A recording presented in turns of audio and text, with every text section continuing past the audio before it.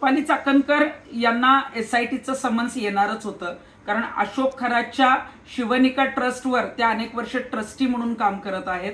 आणि मी त्याच दिवशी सांगितलं होतं ज्या दिवशी महिला प्रदेशाध्यक्ष पदाचा त्यांचा राजीनामा झाला. आता त्यांच्या SITच्या चौकशीचा जो आहे तो मार्ग रिकामा झाला आणि तपासावर कुठला दबाव पण येणार नाही.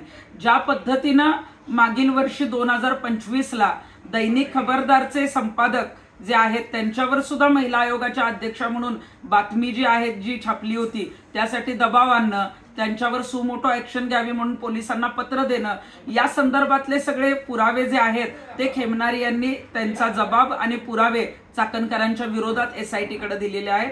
त्यामुळं चाकणकरांनी कशा पद्धतीनं दबाव आणला याची चौकशी जी आहे ती होणार आहे. आणि शिवनिका ट्रस्टवर ट्रस्टी म्हणून त्यांनी काय काम केलं आणि त्यांचे आणि खरातचे कशा पद्धतीनं संबंध होते किंवा या त्याच्या काही कृत्यामध्ये काही सहभागी आहेत का किंवा इतर चौकशी जी आहे ती चाकणकरांची होईल.